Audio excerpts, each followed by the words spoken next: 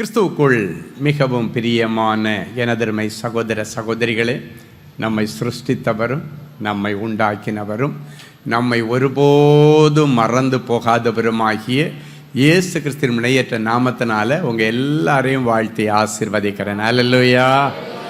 எல்லாரும் சந்தோஷமாக இருக்கீங்களா?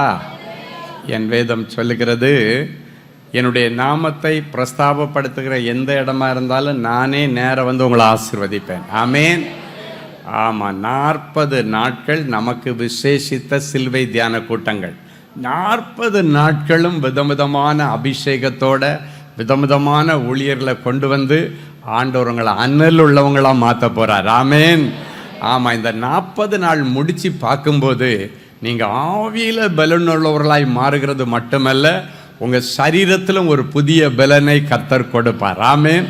ஒரு புதிய அத்தியாயத்தை கர்த்தர் உங்கள் வாழ்க்கையிலே ஆரம்பித்து கொடுப்பார்.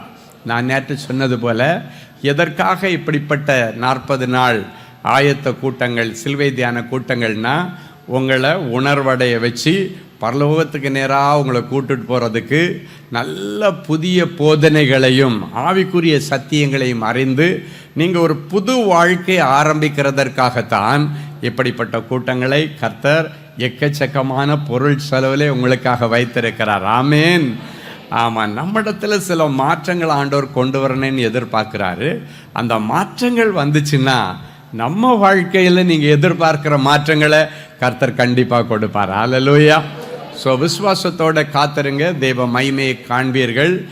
ஒவ்வொரு நாளும் விதவிதமான ஆண்டவருடைய சத்திய வார்த்தைகளை கொண்டு ஆண்டவரால் அபிஷேகம் பண்ணப்பட்ட பிள்ளைங்க வருவாங்க. நீங்கள் நேற்றைக்கு இன்னைக்கு மட்டும் இப்படி க்ரௌட் வந்தால் போதாது, எல்லா நாளும் வரணும். ஆமேன். எல்லா ஊழியர்களை இயக்குகிற ஆண்டவர் நம்முடைய ஆண்டவர். ஆமேன். நான் விசுவாசிக்கிறேன், இந்த சிலுவை தியான கூட்டத்தில் இன்னைக்கு செய்தியை கேட்டுட்டு இருக்கும் பொழுது உங்கள் ஆவி ஆத்மா சரீரம் புதுப்பிக்கப்படும்.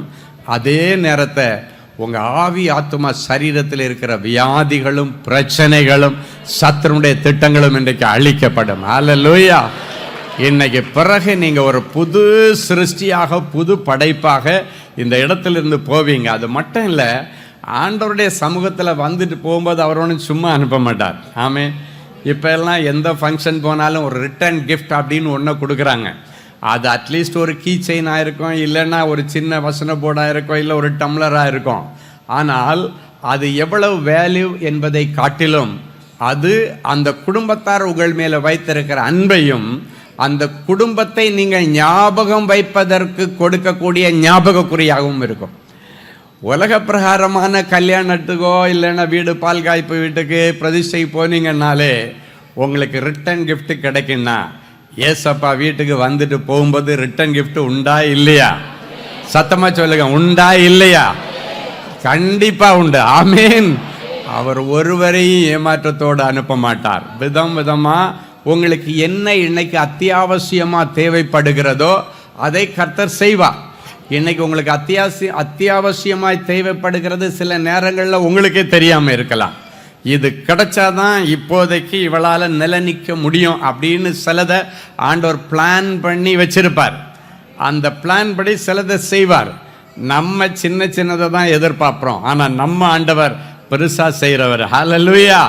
ஸோ விசுவாசத்தோட காத்திருங்க, தேவனுடைய மகிமையை காண்பீர்கள். இதுவரைக்கும் எந்த ஒரு ஆவிக்குரிய சபைக்கும் போகாதவர்கள் இந்த ஏலிம் திருச்சபையிலே நீங்கள் நிலைத்து நின்று ஆண்டவருக்குள்ளே வளர்வது உங்களுக்கு ஆண்டவர் கொடுக்கிற ஒரு விசேஷித்த பாக்கியமாக இருக்கும். நான் இந்த சபையினுடைய ஒரு அங்கத்தினர் என்கிற முறையில் நான் உங்களுக்கு சொல்லுகிறேன், இந்த சபை உங்களை கண்டிப்பாக கர்த்தருக்குள்ளே உருவாக்கும். உங்களையும் உங்கள் பிள்ளைகளையும் கிறிஸ்து இயேசுவுக்குள்ளே தேறினவர்களாய் நிலைநிறுத்துகிற ஒரு திருச்சபை தான் நம்முடைய ஏலிம் திருச்சபை. ஆமேன். இங்கே அபிஷேகம் உண்டு, வல்லமை உண்டு, வரங்கள் உண்டு, நல்ல ஆராதனை, துதி ஆராதனை உண்டு, கட்டவிழ்க்கிற முகாம்கள் உண்டு, கட்டவிழ்க்கிற பகுதிகள் செஷன்ஸ் இருக்கிறது, தனி ஜெபம் உண்டு, உங்களுக்கு நல்ல ஆலோசனை மையம் இருக்கிறது, எல்லாவற்றுக்கும் மேலாக நல்ல வேத பாட வகுப்புகள். அருமையான அண்ணன் சாம் ஜெபத்தரை அவர்கள் எடுத்த அதே பைபிள் கிளாஸ் இப்பொழுது அருமையான பாஸ்டர் ஆஸ்பான் அவர்கள் அது அழகாக செய்து கொண்டிருக்கிறார்கள். ஆண்டவருக்கு நன்றி செலுத்துகிறேன். நீங்கள் உலக படிப்பு ஒரு பக்கம் படித்தாலும் இந்த வேதாகம படிப்பினைகள் நமக்கு ரொம்ப முக்கியம். இன்றைக்கும் சில நேரங்கள் அந்த காலத்தில் அண்ணன் எடுத்த அந்த நித்தியம் டு நித்தியம்னு ஒரு விசேஷித வேத பாட வகுப்பு பல வாரங்களாக அண்ணன் கொண்டு போனார். அதே போல் ஆவியாத்மா சரீரம் எக்கச்சக்கமாக ஒவ்வொன்றும் அநேக பொக்கிஷங்களை நமக்கு கொடுக்கிறதா இருக்கும், நிறைய வேத ரகசியங்களை கற்றுக் கொடுக்கிறதா இருக்கும். ஸோ இன்றைக்கு இந்த திருச்சபைக்கு நீங்கள் நிலை நின்னீங்கன்னா அப்படிப்பட்ட ஆசீர்வாதங்களை நீங்கள் பெற்று நீங்கள் கிறிஸ்துவுக்குள்ளால நிலைச்சி நின்று கனி கொடுக்க அது ஏதுவாக இருக்கும். வருகிற காலங்களிலே வசனம் கிடைக்கக்கூடாத ஒரு பஞ்ச காலம் வரும். அதுக்குள்ளால நீங்கள் நல்ல வசனத்தை கிடைச்சி வாங்கி அதை உள்வாங்கி அதை கிடைச்சோன்னு உட்கொண்டு உங்கள் இருதயத்தில் வைத்திருக்கும் பொழுது சரியான நேரத்தில் நீங்கள் உள்வாங்கி வைத்திருக்கிற அந்த வார்த்தை உங்களை பாதுகாக்கும். வேதம் சொல்கிறது, நீ கேட்கிற தியானிக்கிற வார்த்தைகள் நீ தூங்கும்போது உன்னை பாதுகாக்குமா, நீ விழிக்கும்போது உன்னோடு கூட சம்பாஷிக்குமா. ஸோ இதுதான் சத்திய வார்த்தைகள். எனவே இதை அதிகமாக கற்றுக் கொடுக்கிற இந்த சபையில் நீங்கள் நிலைத்து நின்று கனி கொடுக்கும்படி இயேசுவின் நாமத்தினாலே நான் உங்களை உற்சாகப்படுத்துகிறேன். அதே போல் இதுவரைக்கும் நீங்கள் வேறு ஆலயங்களுக்கு போகாத பிள்ளைங்கள் யார் இருந்தாலும் இன்றைக்கி இது முடிஞ்ச உடனே உங்களை எழும்பி நிற்க சொல்லும். அப்போ நீங்கள் ஒரு ஃபார்ம் கொடுப்பாங்க, ஃபில்லப் பண்ணி கொடுத்தீங்கன்னா உங்களுக்காக ஜெபிப்பார்கள். உங்களுடைய கஷ்ட காலத்தில் உங்களுக்கு ஒரு சேனை பின்னால் நின்று ஜெபிக்கிற மாதிரி ஒரு சேனை வேணும்னா இப்படிப்பட்ட தேவ சபையில் தேவனுடைய பிள்ளைகள் அங்கத்தினர்களாக இருக்கணும். நான் சொல்லுவேன், நீங்கள் முன்னால் உங்கள் வீட்டு ஃபங்க்ஷனுக்கு ஒரு 500 பேர் வர்றாங்கன்னா, இல்லை ஒரு 200 பேர் தான் வருவாங்கன்னா, ஒரு ஆலயத்தில் நீங்கள் அங்கத்தினர்கள் ஆகிட்டீங்கன்னா 100 பேர் வர்ற இடத்துல 500 பேர் வருவாங்க. ஆமேன். ஏன்னா அதன் பிறகு நமக்கு சொந்தக்காரங்க ரொம்ப பேர் ஆயிடுவாங்க. ஆமேன். ஆமாம், கிறிஸ்து இயேசுவின் சபையில் வரும் பொழுது இந்த சபையில் உள்ள அத்தனை ஜனங்களும் உங்களுக்காக ஜெபிப்பார்கள். இப்போ ஒருத்தங்களுக்காக ஒரு காரியத்துக்காக ஜெபிக்கும்போது கோல் கான்கிரிகேஷன் ஆமேன்னு சொன்னாங்கன்னா அத்தனை பேரும் அந்த விண்ணப்பத்திற்காக ஜெபிச்சிட்டாங்கன்னு அர்த்தம். ஆமேன். தேவ ஊழியர்கள் ஒரு குறிப்பிட்ட மனுஷனுக்காக ஒரு மனுஷிக்காக இங்கே நின்று ஜெபம் பண்ணும் பொழுது சபை ஆமேன் அப்படின்னு ஒரு வார்த்தை சொன்னால் போதும், அத்தனை சபையும் ஆமாண்டவரே இந்த காரியத்திற்கு நாங்களும் கரங்களை உயர்த்தி நிற்கிறோம் என்று ஆண்டவருக்கு தெரியப்படுத்தும். ஸோ ஆவிக்குரிய ரீதியாக நீங்கள் வளருவதற்கு அது ஏதுவாக இருக்கும். ஸோ இப்படிப்பட்ட நல்ல வாய்ப்பை பயன்படுத்தி கொள்ளுங்கள். கர்த்தர் உங்களை ஆசீர்வதிப்பாராக. இந்த நாளிலும் ஆண்டவருடைய பாதப்படியில் அமர்ந்து, ஆண்டவரே இந்த சிலுவை தியான கூட்டத்திலே என் பிள்ளைகளுக்கு என்ன மங்கள வார்த்தை சொல்ல விரும்புகிறேன். தேவ சமூகத்திலே ஜெபத்திலே தரித்திருந்த பொழுது கர்த்தர் இந்த நாள் தியானத்திற்காக கொடுத்த மங்கள வார்த்தை ஏசாயா தீர்க்கதரிசியின் புஸ்தகம் 53ஆம் அதிகாரம் 3வது வசனம் இப்படியாய் சொல்லுகிறது. எடுத்து வாசிப்போமா? ஏசாயா 53:3 வாசிக்கலாம். அவர் அசட்டை பண்ணப்பட்டவரும் மனுஷரால் புறக்கணிக்கப்பட்டவரும் துக்கம் நிறைந்தவரும் பாடு அனுபவிக்கிறவருமாயிருந்தார். அவரை விட்டு நம்முடைய முகங்களை மறைத்து கொண்டோம். அவர் அசட்டை பண்ணப்பட்டிருந்தார், எண்ணாமற் போனோம். யாராவது மைக்கில் வாசிங்க பார்க்கலாம். அவர் அசட்டை பண்ணப்பட்டவரும் மனுஷரால் புறக்கணிக்கப்பட்டவரும் துக்கம் நிறைந்தவரும் பாடு அனுபவித்தவருமாயிருந்தார். அவரை விட்டு நம்முடைய முகங்களை மறைத்துக் கொண்டோம். அவர் அசட்டை பண்ணப்பட்டிருந்தார். அவரை எண்ணாமற் போனோம். இன்றைக்கு 4 காரியங்களை நாம் தியானிக்க போகிறோம். முதலாவது, ஆண்டவர் அசட்டை பண்ணப்பட்டிருந்தார். 2வது, அவர் புறக்கணிக்கப்பட்டிருந்தார். 3வது, அவர் துக்கம் நிறைந்தவராயிருந்தார். 4வது, பாடு அனுபவிக்கிறவருமாயிருந்தார். இந்த 4 காரியங்களை நாம் தியானித்து நாம் ஜெபித்து முடிக்க போகிறோம். முதலாவது, அவர் அசட்டை பண்ணப்பட்டிருந்தார் என்று அதே வசனத்தினுடைய கடைசி பகுதி சொல்லுகிறது. ஏசாயா 53:3 கடைசி பகுதி இப்படியாய் சொல்லுகிறது, அவர் அசட்டை பண்ணப்பட்டிருந்தார், அவரை எண்ணாமல் போனோம். எல்லாரும் ஒரு நிமிஷம் என்ன பாருங்க. யாராவது உங்களை கூப்பிட்டு நீங்கள் காது கேட்காத மாதிரி போனால் அந்த கூட்டவங்களுடைய இருதயம் எவ்வளோ வேதனைப்படுத்தும். கொஞ்சமாவது நான் கூப்பிட்றேன், கொஞ்சமாவது திரும்பி பார்க்குறாங்களா, சட்டை பண்ணுறானா, இவன் சட்டையே பண்ண மாட்டேன்றா, இவன் என் சத்தத்திற்கு சட்டையே பண்ண மாட்டேன்றா, செவி கொடுக்க மாட்டேன்றா அப்படின்னு பெற்றோர்கள் பிள்ளைகளை கூப்பிட்டு பிள்ளைகள் அசட்டை பண்ணிட்டு போனால் அதை பார்த்து பெற்றோருடைய இருதயம் வேதனைப்படும். என் அன்பு தேவனுடைய பிள்ளைகளை அப்படி கூப்பிட்டாலே அசட்டை பண்ணிட்டு நம்ம போகிறோன்னா, அன்னைக்கு நம் ஆண்டவராகிய இயேசு கிறிஸ்து அண்ட சராசரங்களை உண்டு பண்ணின ஆண்டவர் ஒட்டு மொத்த ஜனங்கள் சிலுவைக்கு அடிவாரத்தில் நின்ற அத்தனை பேராலும் அவர் அசட்டை பண்ணப்பட்டார். அவர் அப்படியே அந்த இன்றைக்கி எருசலேம் வீதியில் போனீங்கன்னா ஃபுல்லாக 2 சைடும் கடையாக தான் இருக்கும். அந்த எருசலேம் வீதி வழியாகத்தான் இயேசு சிலுவை சுமந்து கொண்டு போனார்.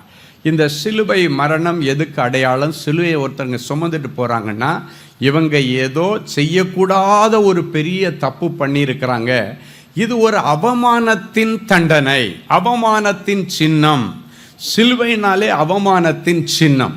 அதை பார்க்கும்போது உடனே இவன் ஏதோ ஒரு பெரிய தப்பு பண்ணியிருக்கான், அதனால தான் சிலுவை மரணத்தை அவனுக்காக ஒப்பு கொடுத்திருக்கிறார்கள் என்று சொல்லி மனுஷர்கள் புரிந்து கொள்ளுவதற்கு அடையாளம்தான் இந்த சிலுவை பாடு மரணங்கள்.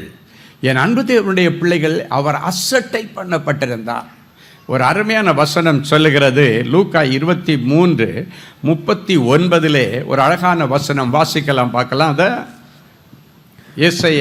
லூக்கா 23:39 அன்றியும் சிலுவையில் அறையப்பட்டிருந்த குற்றவாளிகளில் ஒருவன், சிலுவையில் அறையப்பட்டிருந்த குற்றவாளிகளில் ஒருவன், நீ கிறிஸ்துவானால் உன்னையும் எங்களையும் ரட்சித்துக்கொள், உன்னையும் எங்களையும் ரட்சித்துக்கொள் என்று அவரை இகழ்ந்தான் என்று வேதம் சொல்கிறது. என் அன்பு தேவனுடைய பிள்ளைகளே, இந்த இடத்துல அழகாக ஒரு காரியத்தை நீங்கள் தெரிந்து கொள்ள வேண்டும். இயேசு கிறிஸ்து எந்த தவறும் செய்யாதவர், அவர் எந்த ஆக்கினையும் பண்ணாதவர். ஆனால் நமக்காக அவர் அசட்டை பண்ணப்பட்டார்.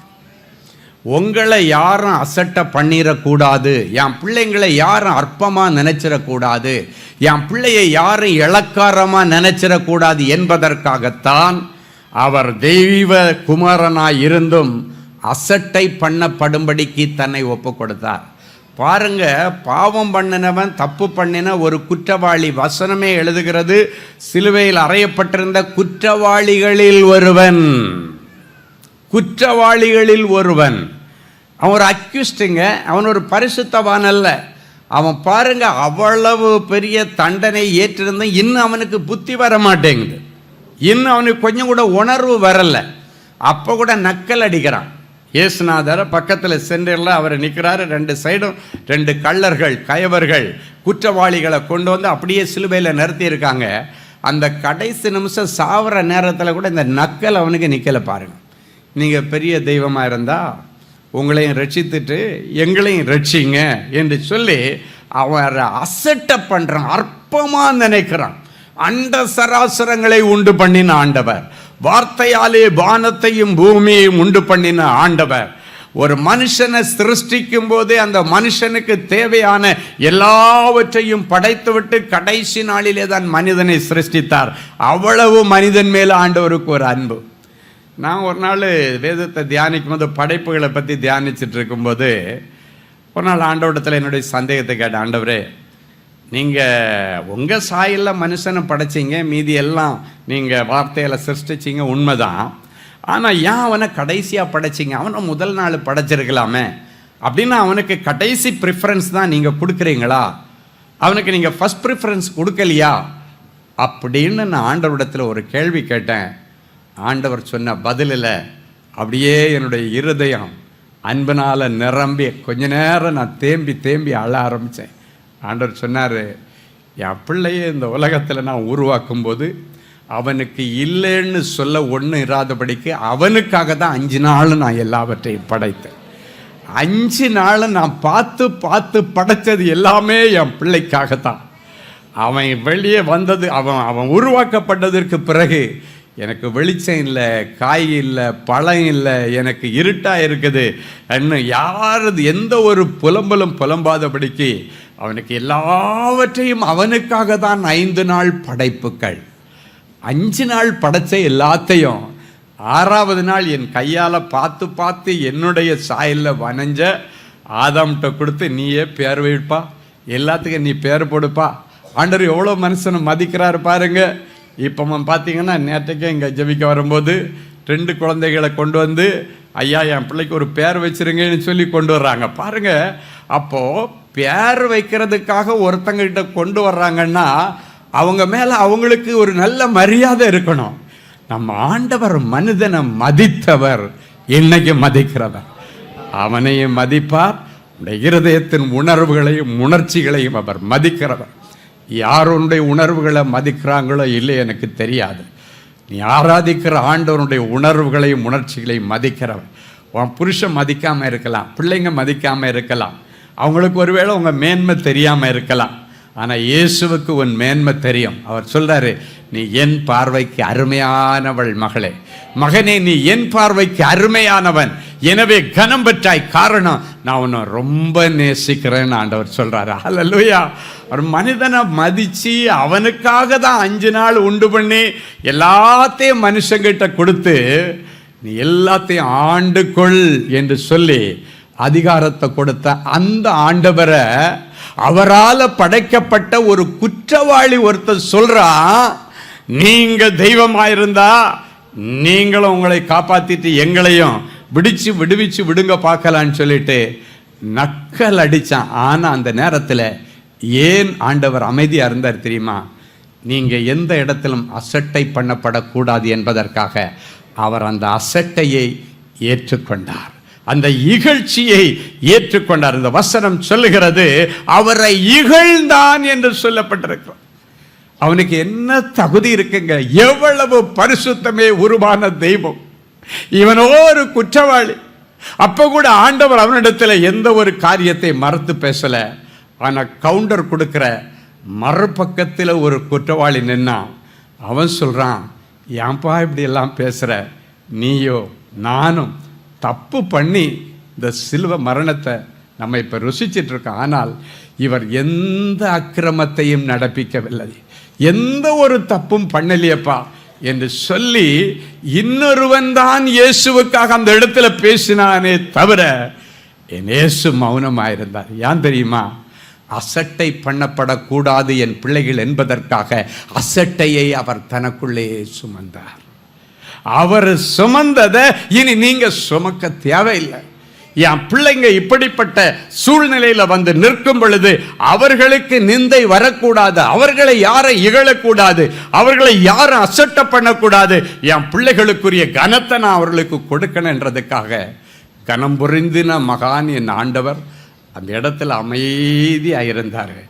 அவர் இந்த குற்றவாளிகளால் அசட்டை பண்ணப்பட்டார். அது மட்டும் இல்லை, அவரை சிலுவையில் அப்படியே அரைஞ்சி தொங்க விட்டிருந்த அந்த இடம், அந்த பெரிய பெரிய பெரிய ஊர்களுக்கு போகிற தர்ஷீஸ் போன்ற ஊர்களுக்கு போகிற அந்த நகரம் அப்படின்னா பட்டணம் எருசலேமில் அந்த ஒரு பெரிய மலை, அந்த கல்வாரி மலையிலிருந்து அப்படி கீழே பார்த்தா இன்றைக்கும் ஒரு பஸ் ஸ்டாண்ட் இருக்கும். அதெல்லாம் பெரிய ஹைவே ரோடு. என் அன்பு தேவனுடைய பிள்ளைகளை, போகிறவங்களும் வர்றவங்களும் எல்லாம் தலையை ஆட்டி ஆட்டி, பைபிளில் சொல்லப்பட்ட அவர்கள் தலையை துலுக்கி துலுக்கி அப்படின்னா தலையை ஆட்டி ஆட்டி அவரை இகழ்ந்தார்கள், அவரை அசட்டை பண்ணினாங்க. சில நேரங்களில் நம்ம சொல்லுவோம், நான் நேற்று சொன்னது போல், என்னை பற்றி என்ன தெரிஞ்சு இவன் பேசுகிறான், ஒன்றுமே தெரியாது. அப்படி தான் இன்றைக்கி ஜனங்கள் பேசுகிறார்கள். என் இயேசுவை குறித்து அன்றைக்கு தகாத வார்த்தைகளை பேசினார்கள். அவர் அந்த நேரத்திலும், அசட்டை பண்ணப்பட்ட நேரத்திலும் அவர் மௌனமாயிருந்தார். காரணம் என்ன தெரியுமா? என் பிள்ளைகள் ஒரு நாளும் யாராலும் அசட்டை பண்ணப்படக்கூடாது. இன்னைக்கு யாரெல்லாம் உன்னை அசட்டை பண்ணினாங்களோ, உன்னை துச்சமாக நினைச்சாங்களோ, அற்பமாக நினைச்சாங்களோ, அவங்க முன்னால உன் பேரை பெருமைப்படுத்துறதுக்காக தான் 2000 வருஷங்களுக்கு முன்பாக அவர் எல்லாராலும் அவர் வேதனை அனுபவித்தார், இகழ்ச்சியை ஏற்றுக்கொண்டார், அசட்டை பண்ணப்பட்டார். இன்னைக்கு நீ சொல்லலாம், நான் சொன்ன அவன் சட்டையே பண்ண மாட்டேன்றான், எதுவுமே கேட்க மாட்டேன்றான் அப்படின்னு நீங்க சொன்னீங்கன்னா, உனக்காக அசட்டை பண்ணப்பட்ட என் ஆண்டவரிடத்தில், ஆண்டவரே என்னை இவன் அசட்டை பண்ணுறான், ஆண்டவரே இவன் என்னை கண்டுக்கவே மாட்டேன்றான், என்னை மதிக்கவே மாட்டேன்றான், ஆண்டவரே எனக்கு கொஞ்சம் உதவி செய்யுங்கன்னு சொன்னா. ஏன்னா இந்த அசட்டை பண்ணப்படும் பொழுது ஒரு மனிதனுடைய இருதயம் எவ்வளவு வேதனைப்படும் என்பதை அவர் அறிந்திருந்தார். ஏன்னா அவர் தெய்வமாய் இருந்தாலும் மனுஷனாய் தான் இந்த பூமியிலே அவதரித்தார். அப்ப எவ்வளவு வேதனை வரும் என்பது என் ஆண்டவருக்கு தெரிந்தபடியினாலே தான் அப்படிப்பட்ட வேதனையோடு கூட நடக்கிற பிள்ளைகளுக்கு அவர் உதவி செய்ய வல்லவராயிருக்கிறார். அவர் கஷ்டப்பட்டாரு. இந்த உலகத்துல சிலுவை மரணத்தை சுமந்து சிலுவை மரணத்தை ஏற்று கஷ்டப்பட்டதுனால கஷ்டப்படுகிறவருடைய கஷ்டம் இன்னதென்று அறிந்து அவர் உதவி செய்கிறார். அவர் அசட்டை பண்ணப்பட்டபடியினாலே அசட்டை பண்ணப்படுவருடைய பிள்ளைகளுடைய இருதயம் எவ்வளவு வேதனைப்படும் என்பதை அறிந்து அந்த காரியத்தில் இன்னைக்கு உனக்கு உதவி செய்வார். ஹல்லேலூயா. ஆனா நம்ம ஒரு நாள் ஆண்டவரை அசட்டை பண்ணக்கூடாது. நான் அசட்டை பண்றதையே இல்லையே பிரதர் அப்படின்னு நீங்க சொன்னீங்கன்னா, இன்னைக்கு ஒரு ரகசியத்தை ஆண்டவர் சொல்றாரு. ஆண்டவரும் வார்த்தையும் வேறல்ல, இரண்டும் ஒன்று. ஆண்டவருடைய வார்த்தையை நீ அசட்டை பண்ணுவது என் ஆண்டவரை அசட்டை பண்ணுவதற்கு சமம். இந்த குற்றவாளி அசட்டை பண்ணான்னு உடனே நமக்கு மனசு ரொம்ப கஷ்டமாக இருக்குது. ஆண்டவரை போய் இப்படி சொல்லிட்டானே அப்படின்னு சொல்லி நமக்கு கஷ்டமாக இருக்குது. ஆனால் நம்ம ஆண்டவருடைய வார்த்தையை அசட்டை பண்ணுகிறத நிமித்தம் அந்த வார்த்தைக்கு சொந்தக்காரராக இருக்கிற வார்த்தை வடிவிலே நம்மோடு வாழ்கிற நம்முடைய ஆண்டவரை நம்ம அசட்டை பண்ணுறோம். இன்னைக்கு பரிசுத்த ஓய்வு நாளை நீங்கள் அனுசரிங்கன்னு ஆண்டவர் சொல்கிறாரு. அதை நீங்கள் அசட்டை பண்ணினாதான் அந்த ஓய்வு நாள் ஆராதனைக்கு நீங்கள் வராமல் இருப்பீங்க. நம்ம எப்படி அசால்ட்டு ஆண்டவரை அசட்டை பண்ணுறோம் பாருங்க. உதாரணத்துக்கு தான் நான் இது ஒன்று சொல்கிறேன். ஆண்டவர் சொல்லுகிறார், என் பரிசுத்த நாளை மகிமையுள்ள நாள் என்று சொல்லி அதை கனம் பண்ணுவாயானால் பூமியின் உயர்ந்த ஸ்தானத்தில் உன்னை ஏற்றி உட்கார வைப்பேன்னு சொல்கிறார். என் பரிசுத்த நாள் ஆகிய ஓய்வு நாளிலே உனக்கு இஷ்டமானதை செய்யாதபடி உன் கால்களை விலக்கி உன்னுடைய சொந்த பேச்ச பேசாம உன்னுடைய காரியமா போகாம அது கர்த்தருடைய நாள் என்று கனம் பண்ணணுமா? அப்ப அதை நம்ம கனம் பண்ணலைன்னா ஆண்டவரை அசட்டை பண்ணுகிறோம். ஆண்டவருடைய ஒரு சட்டத்தை நம்ம அவமதிக்கிறோம். அன்னைக்கு அந்த குற்றவாளி அதை தான் செய்தான். இன்றைக்கு நாம் தெரியாமலே இப்படிப்பட்ட பாவங்களை செய்து கொண்டிருக்கிறோம். நம்முடைய ஆண்டவரை அசட்டை பண்ணுகிறோம். ஒருவேளை இன்னைக்கு வரைக்கும் அப்படி நம்ம அசட்டை பண்ணணும்னா ஆண்டவருடைய ஊழியர்களை அசட்டை பண்ணுவது ஆண்டவரை அசட்டை பண்ணுவதற்கு சமம். எனவே இன்னைக்கு அப்படிப்பட்ட காரியங்களில் தேவ பிள்ளைகள் மனம் திரும்பணும். உயிரே போனால் கூட சரி, எனக்கு நடக்கிறதுக்கு ஒரு பலன் இருக்குது, இல்லைன்னா ஒருத்தர் கையை பிடிச்சி கூட்டு வர ஒரு பலன் இருக்குதுன்னா நீங்கள் சண்டே ஆனால் ஆலயத்துக்கு போகாமல் இருக்கவே கூடாது. ஏன்னா அது ஆண்டவருடைய கட்டளை. அதை மீறுவது அவரை அசட்டை பண்ணுவதற்கு சமம். எனவே பரிசுத்த ஓய்வு நாளை அனுசரிக்க இன்றைக்கு இந்த சிலுவை தியான கூட்ட நாளிலே தேவனுடைய பிள்ளைகள் ஒரு தீர்மானம் எடுக்கணும். இன்னைக்கெல்லாம் நிறைய பேர் என்ன பண்ணுறாங்க, கொஞ்சம் வேலை பிஸியாக இருந்தால் சின்ன போதும் ஆன்லைனில் தான் வருது. இந்த சர்ச் இல்லைன்னா அந்த சர்ச்சு, அந்த சர்ச் இல்லைன்னா இன்னொரு சர்ச்சு, இவங்க ஆன்லைன் முடிஞ்சதுன்னா அது யூடியூப்பில் தான் கிடக்க, எப்போ வேணாலும் பார்த்துக்கலாம் அப்படின்றது ஆண்டவருடைய வார்த்தையை அசட்டை பண்ணுவதற்கு சமம். அப்போ எதுக்கு பிரதர் நீங்கள் ஆன்லைனில் போடுறீங்க அப்படின்னு பார்த்தீங்கன்னா, ஆலயத்திற்கு வருகிற அளவுக்கு அவங்களுடைய சரீரம் ஒத்துழைக்காதவர்கள் மற்றும் அந்நிய மார்க்கத்தில் இருக்கிறவர்கள் ஆண்டவருடைய வார்த்தைகளை கேட்பதற்கு அவர்களுக்கு ஒரு வாய்ப்பு கொடுப்பதற்கு தான் ஆன்லைன் சர்வீஸே தவிர நல்ல ஆரோக்கியமாக இருக்கிற நமக்கு அல்ல. என் அன்பு தேவனுடைய பிள்ளைகள், அதனால இன்னைக்கு இந்த காரியத்தில் இங்கே மனம் திரும்பணும். ஆண்டவர் ரொம்ப வேதனைப்படுவார். ஆண்டவர் சொல்லியிருக்காருல்ல, இந்த ஆலயம் எல்லா பிள்ளைகளுக்கும் ஜெப வீடு என்று அழைக்கப்படுகிறது, அதிலே என் பிள்ளைகளை அழைத்து கொண்டு வந்து மகிழ பண்ணுவேன். அதான் ஆண்டவர் சொல்லியிருக்கிறார். ஆன்லைனில் இருக்கிறவங்கள நான் மகிழ பண்ணுவேன்னு சொல்லலை.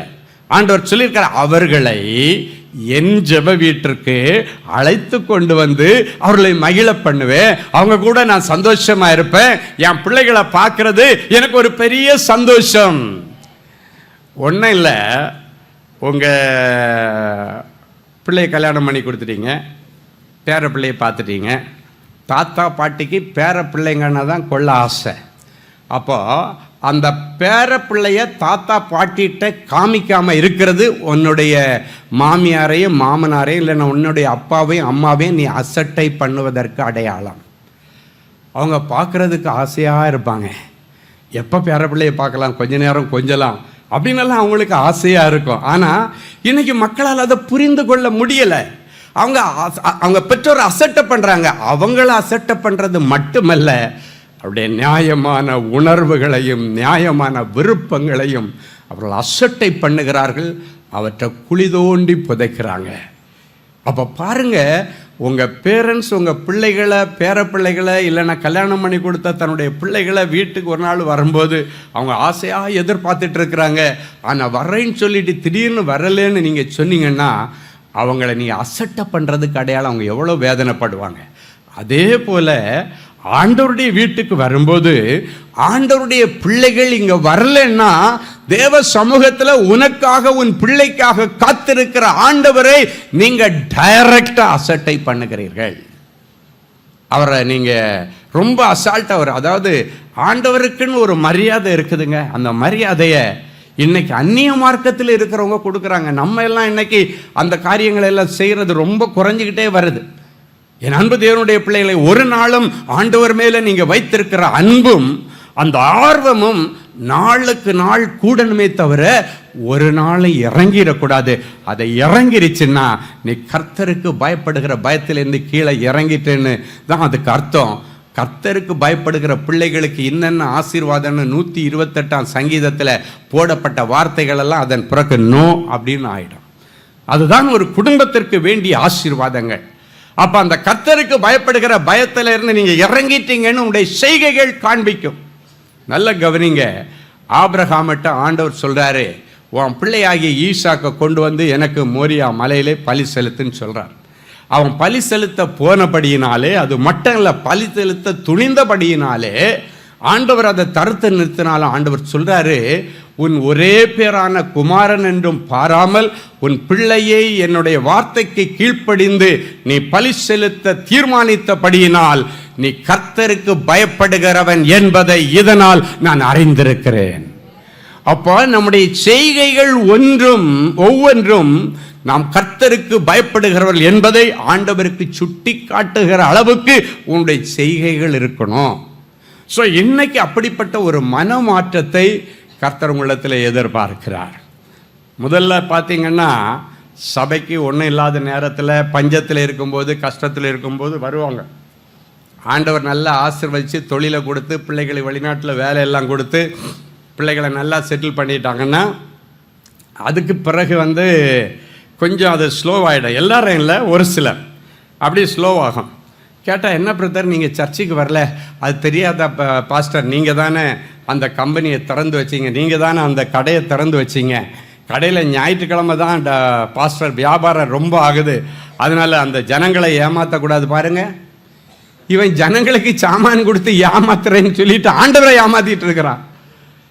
என் அன்பு தேவனுடைய பிள்ளைகளை பாருங்க, ஆண்டவர் கொடுத்த ஆசீர்வாதமே சில நேரங்களில் ஆண்டவரை அசட்டை பண்ணுவதற்கு ஏதுவா மாறிடுச்சுன்னா ஆண்டவர் ஒரு நாள் சொல்லுவார், ஏன் தான் இவனுக்கு இந்த கம்பெனியை கொடுத்தனோ, ஏன் தான் இவனை அமெரிக்காவில் கொண்டு வச்சனோ, ஏன் தான் இவனுக்கு இந்த பெரிய வேலையில் வச்சனோ என்று என்னுடைய இருதயம் விசனப்படுகிறதுன்னு ஆண்டவர் சொல்லக்கூடாதபடிக்கு இன்னிலிருந்து இந்த காரியத்தில் நீங்கள் ரொம்ப ஜாக்கிரதையாக இருக்கணும். ஹல்லேலூயா. இது அப்படியே குடும்ப வாழ்க்கையில் இணைச்சி சில காரியங்களை ஆண்டவர் சொல்றாரு. ஒரு அழகான வசனம் ஏசாயா 60:14 இப்படியாய் சொல்லுகிறது. வாசிப்போமா? ஏசாயா 60:14 வாசிக்கலாம். உன்னை ஒடுக்கினவர்களின் பிள்ளைகளும் குனிந்து, உன்னை ஒடுக்கினவர்களின் பிள்ளைகளும் உன்னிடத்திலே குனிந்து, உன்னிடத்தில் வந்து உன்னை அசட்டை பண்ணின யாவரும் உன் காலடியில் பணிந்து உன்னை கர்த்தருடைய நகரம் என்றும் இஸ்ரவேலுடைய பரிசுத்தரின் சீயோன் என்றும் சொல்வார்கள். கர்த்தருடைய நகரம் என்றும் இஸ்ரவேலுடைய பரிசுத்தரின் சீயோன் என்றும் சொல்லுவார்கள். நல்ல கவனிங்க, நீங்க கர்த்தரை அசட்டை பண்ணாம அவரை கனம் பண்ணினீங்கன்னா ஒருத்தரும் ஒன்று அசட்டை பண்ண ஆண்டவர் விட மாட்டாரு. யாராவது ஒன்று அசட்டை பண்ணாங்கன்னா வசனம் சொல்லுகிறது, உன்னை ஒடுக்கினவர்களின் பிள்ளைகளும் குனிந்து உன்னிடத்தில் வந்து உன்னை அசட்டை பண்ணின யாவரும் உன் காலடியிலே வந்து விழுவார்கள். நீங்க அசட்டை பண்ணினீங்கன்னா, ஆண்டவரை அசட்டை பண்ணீங்கன்னா, மற்றவர்களால் நீங்கள் அசட்டை பண்ணப்படுவீர்கள், மற்றவர்களால் நீங்கள் அற்பமாய் நடத்தப்படுவீர்கள் என்பதில் எந்த ஒரு சந்தேகமும் இல்லை. ஆனால் ஆண்டவர் சொல்றாரு, நீங்க ஆண்டவரை அசட்டை பண்ணாம கனம் பண்ணீங்கன்னா, யாரெல்லாம் உன்னை அசட்டை பண்ணினாங்களோ அவங்க உன் காலடியில வந்து விழுவாங்க. அப்ப பாருங்க, நம்ம அடுத்தவங்க நம்மளை அசட்டை பண்ணும் பொழுது நம்முடைய மனசு ரொம்ப வேதனை. எனக்கு ஒரு எங்க ஊழியத்தில் நடந்த ஒரு சாட்சி உங்களுக்கு சொல்ல விரும்புகிறேன். ஒரு நாள் ஒரு வயசான அம்மாவும் அப்பாவோ என்னை பார்க்க வந்தாங்க. வந்து நான் கேட்டேன், என்ன ஐயா, என்ன காரியத்துக்காக ஜெபம் பண்ணோம்? அவங்க சொன்னாங்க, எனக்கு அமைஞ்ச மாதிரி மருமக உலகத்தில் யாருக்கும் அமையக்கூடாதுன்னு சொன்னார். நான் கேட்டேன், அப்படி பொல்லாத மருமகளா உங்களுக்கு வந்தாங்க அமைஞ்சா? பொல்லாதவளா? நான் சொல்கிறேன் கேளுங்க அப்படின்னு சொல்லிட்டு அவர் சொல்கிறாரு, பேர பிள்ளைய தாத்தா பாட்டி கண்ணில் காட்டவே மாட்டா. யார்? அவங்க ஹஸ்பண்ட் சைடில் உள்ள தாத்தா பாட்டி பார்க்கக்கூடாது. ஆனால் அந்த அம்மா சைடில் உள்ள தாத்தா பாட்டி தாராளமாக பிள்ளைகளை பார்க்கலாம், வளர்க்கலாம், 10 நாள் வச்சுக்கலாம், எல்லாம் ஓகே. அவங்க அம்மா அப்பாவுக்கு மட்டும் கட் பண்ணினா ரத்தம், இவங்க அம்மா அப்பாவுக்கு தக்காளி சட்னி, நம்ம பாசையில் சொன்ன. அங்கே கொண்டு போய் எத்தனை நாள் வேணாலும் விட்டுட்டு வருவாங்க. ஆனால் இந்த வீட்டுக்கு விடுறது மட்டும் இல்லை, ஃபேமிலி சின்ன சின்ன பெரியவங்க ஏதாவது கண்டிச்சிருப்பாங்க, அதை பெருசாக எடுத்து வச்சுட்டு மாமனார் மாமியாரை எப்படி தெரியுமா அவள் தண்டிக்கிறா? பிள்ளைகளை கண்ணில் காட்டாமல் தண்டிப்பான். இதில் வேற 2 பேரும் ஒரே சர்ச்சுக்கு போகிறாங்க, அப்பாவும் மகனும் ஒரே சர்ச்சு மெம்பரு. அப்போ மகனும் மருமகளும் இங்கே தானே வரணும், அப்போ இங்கே தான் வருவாங்க. இதில் எப்படி பண்ணுவாளாம், சர்ச்சிலேயே ஆள் வச்சிருக்கிறாளாம். இவங்க மாமனார் மாமியார் வர்றாங்களா இல்லையா பார்த்து சொல்லணும். வரலன்னு, ஏன்னா அவங்க வந்து கரெக்ட் டைமுக்கு ஃபஸ்ட்டு சர்ச்சை ஆரம்பிக்கு முன்னாடி ஃபஸ்ட்டு வந்து உட்கார்றது அவங்க தான் இருக்கும். அவ்வளவு ஆண்டவருக்கு பயந்து வாழுகிறது அவளுடைய மாமனார் மாமியார். ஃபஸ்ட் சர்வீஸில் இங்கேயே ஆள் வச்சுருக்கா. எதுக்கு இது ஆள் காட்டி கொடுக்குறது என்ன சொல்லுவாங்க? எட்டப்பனா? ஸ்பை. கரெக்ட், நல்ல அழகாக. சர்ச்சில் ஸ்பை வச்சுருக்கிறத நீங்கள் பார்த்துருக்கிறீங்களா? அவள் சர்ச்சில் ஸ்பை வச்சுருக்கிறான். கரெக்டாக ஆராதனை தொடங்குறதுக்குள்ளால் அவங்க வந்துட்டாங்கன்னா வருவாங்க, இல்லைன்னா அடுத்த சர்வீஸ் வருவாங்கன்னு அர்த்தம். ஏன்னா அவங்க மாமனாருடைய மாமியாருடைய குணம் இடையில சர்ச்சில் போய் ஜாயின் பண்ணுற பழக்கம் இருக்காது. ஆராதனை தொடங்குறது வரைக்கும் பார்த்துட்டு இங்கே இருக்கிற ஸ்பை ஃபோன் பண்ணோம், ஏக்கா உன் மாமனாரும் மாமியாரும் வரல. உடனே அவள் ரெடியாக தான் இருப்பா, உடனே கிளம்பி நேராக பிள்ளைகளை தூக்கிட்டு இங்கே வந்துடுவா. இங்கே வந்துட்டு செகண்ட் சர்வீஸுக்கு அவர் சீக்கிரமாக வருவாருன்னு தெரியும்ல, கரெக்டாக அந்த மெசேஜ் முடித்து மற்ற ஆராதனையில் அடுத்த பாட்டு போகிறதுக்கு முன்னாடி குடுன்னு கீழே இறங்கி போய் டப்புன்னு வண்டியில் ஏற்றி உட்கார வச்சுட்டு நாடு கடத்திட்டு போகிற மாதிரி பிள்ளைகளை கண்ணிலே காட்ட மாட்டா. அதுக்கப்புறம் அவங்க வருவாங்க. இவங்க என்ன பண்ணுவாங்க, அதுக்காகவே சில நாட்களில் இன்னும் சீக்கிரமாக வருவாங்க. அதுக்குள்ளால எப்படி பேக் பண்ணிட்டு போகாது, இல்லை உள்ளே இருந்தாலும் எப்படி இவங்க கண்ணை மறைச்சிட்டு போவானே தெரியாது. அவர் சொல்கிறாரு, இதுபோல் ஒரு கொடுமை இந்த உலகத்தில் விரோதிக்கு கூட வரக்கூடாது. ஏன்னா பேர பிள்ளைகளை நான் அவ்வளவு நேசிக்கிறேன். அவர் சொல்லிட்டு சொன்னார், எனக்கு அதை இப்போமா அவர் சொன்னபோது எனக்கு அழுக வந்துச்சு. என் பேரனை கூட்டுட்டு போய் முடிவெட்டி விட எனக்கு ஆசையாக இருக்குது. என் பேர பிள்ளையை கூட்டு போய் அவன் அழுவான், நான் அவனை பக்கத்தில் இருந்து தட்டி கொடுத்தான், ஹேர் கட் பண்ணி அப்படியே முடியெல்லாம் க்ளீனாக ஸ்டைலாக பண்ணி கொண்டு வரணும். என் பேரனை குளிப்பாட்டி விடணுன்னு எனக்கு ஆசையாக இருக்குது.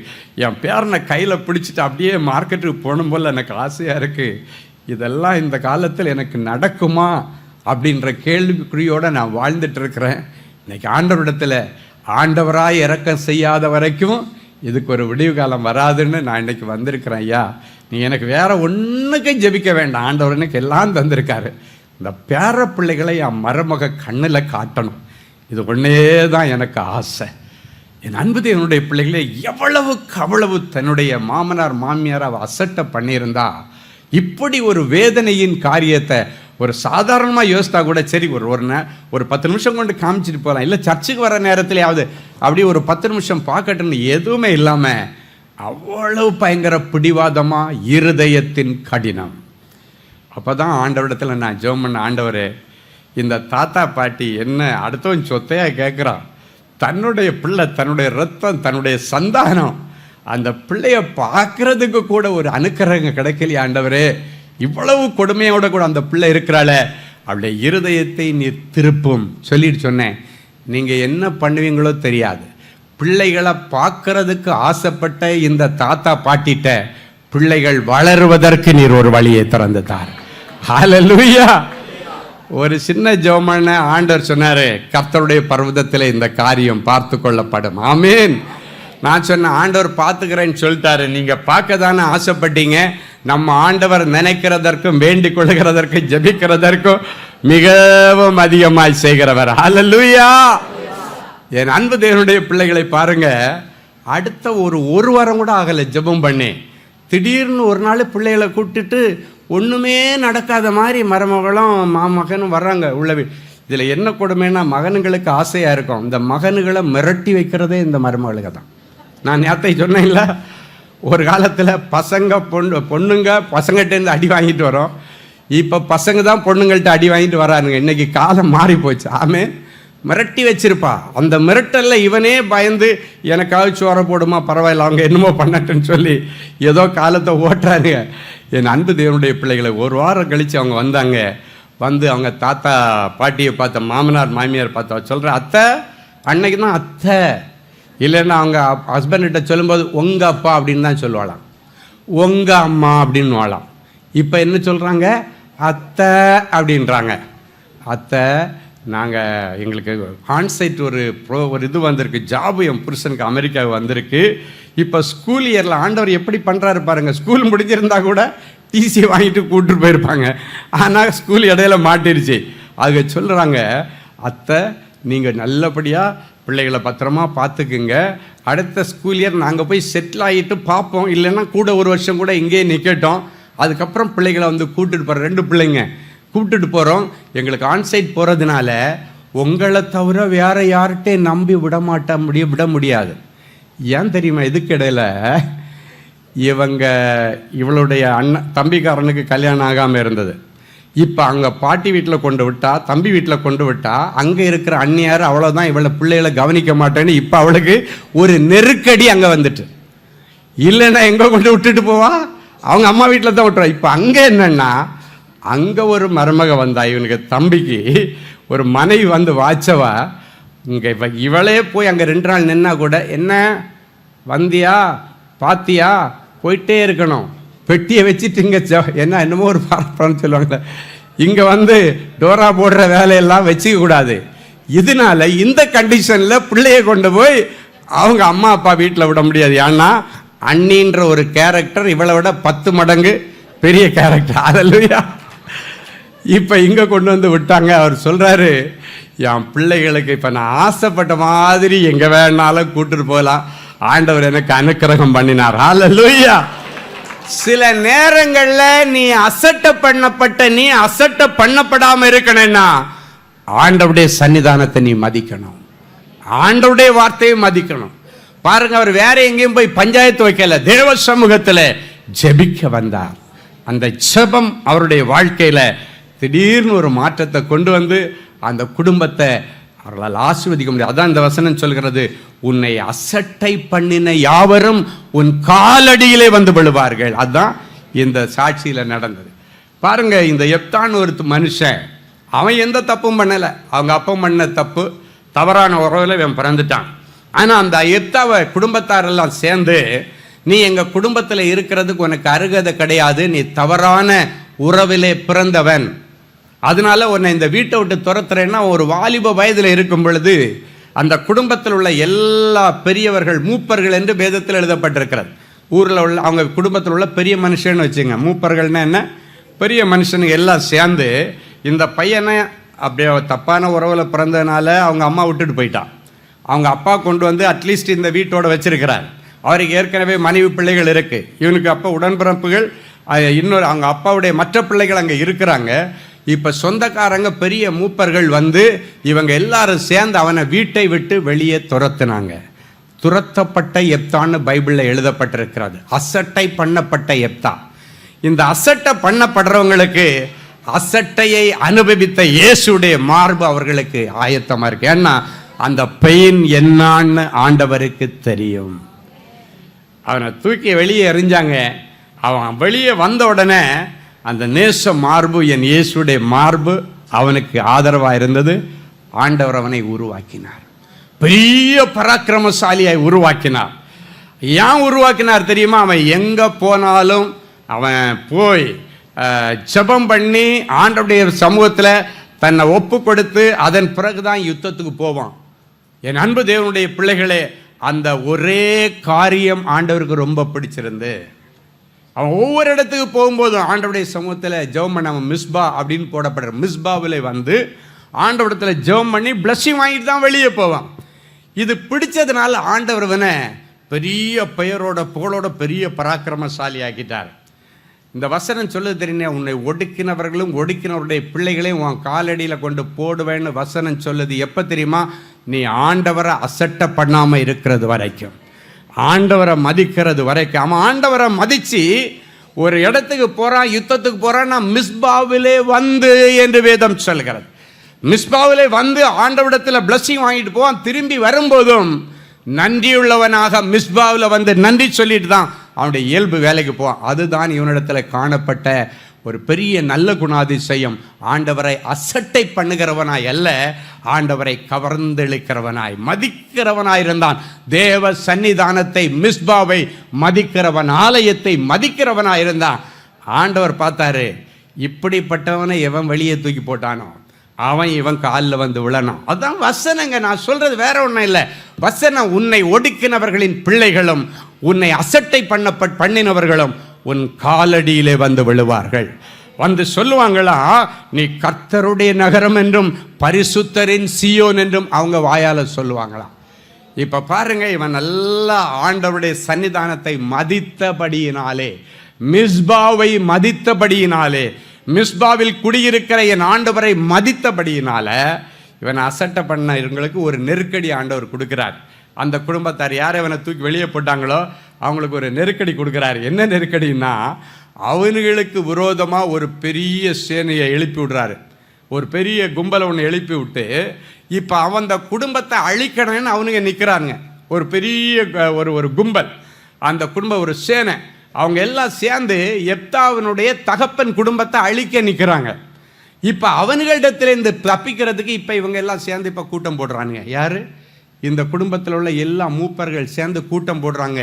இவனுங்க நம்ம அழிச்சிருவாங்க, நம்ம ஒன்று பண்ணலாம், எப்தா நம்ம குடும்பத்தில் உள்ளவன்னு சேர்த்து எப்தாவை இங்கே கொண்டு வச்சா அப்படின்னா எப்தா எவ்வளவு பெயரோடு இருந்திருப்பான்னு பாருங்கள். இவர்களால் அசட்டை பண்ணப்பட்ட எப்தாவை ஆண்டவர் உயர்த்தி வைத்திருந்தார், கர்த்தருடைய நகரமாய் வைத்திருந்தார். அல்லேலூயா.